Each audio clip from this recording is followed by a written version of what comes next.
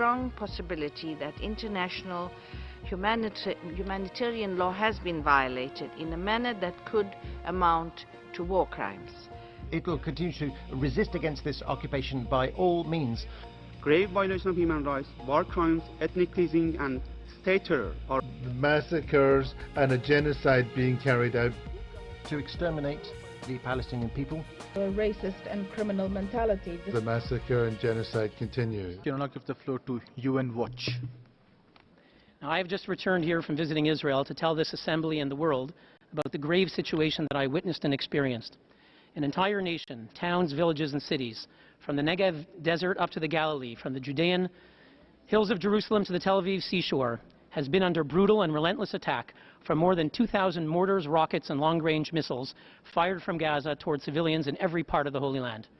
Never before in the history of Israel's 7 decades of existence has its men, women and children come under such a massive aerial assault, forcing them, at the sound of air raid sirens day and night, to run for shelter. And never before in the modern history of nations has a free and democratic society come under such sustained bombardment from a terrorist organization, one that openly strives for and celebrates the murder of civilians, and that, as its general worldview, glorifies death.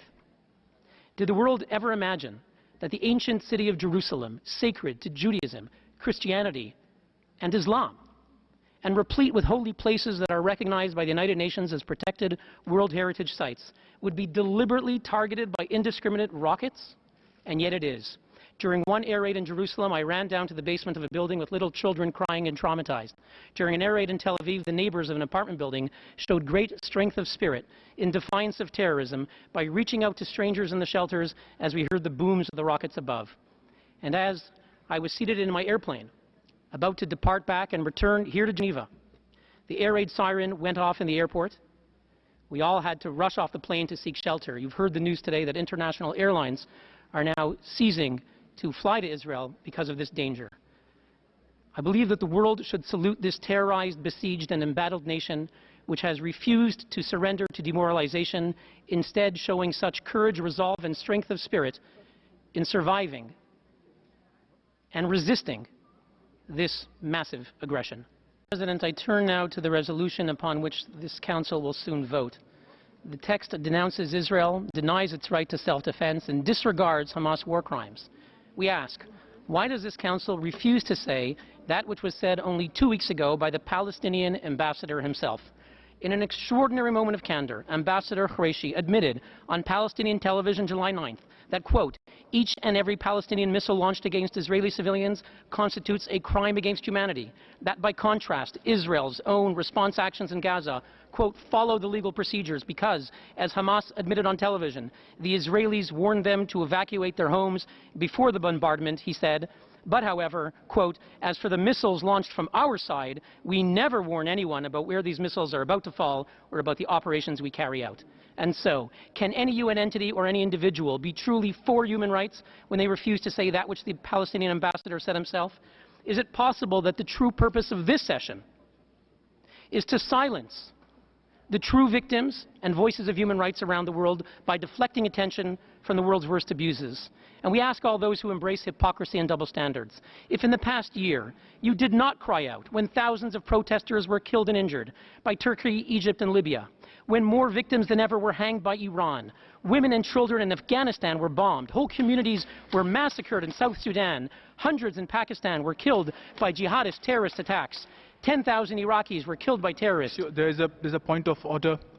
So I don't see that we have a reason to come and discuss other issues relating to human rights situations in other different countries. And therefore you should allow the NGO to continue to speak.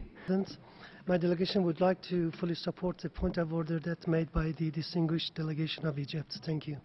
We would urge you to allow the NGO to complete their intervention. We request that you allow this NGO to continue with their statement. We also would like to support the point of order made by Egypt. The Speaker will continue along the same lines if the Speaker is not stopped.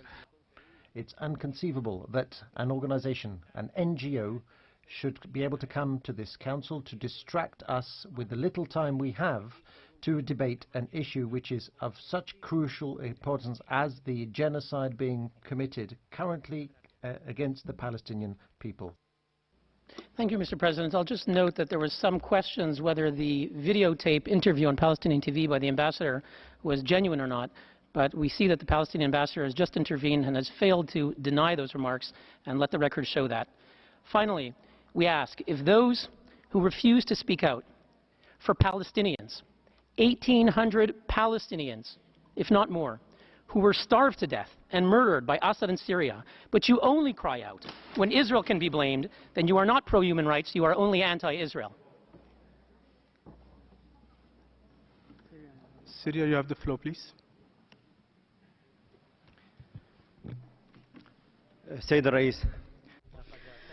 Mr. President, we're used to hearing this non-governmental organization creating divisions among the speakers and speaking out of turn. I hope this speaker will no longer be allowed to continue his statement. Thank you. Thank you, Mr. President. Let the world note that at a session purportedly on Palestinian human rights, the government of Syria objected for us to mention the 1,800 Palestinians that they starved and murdered.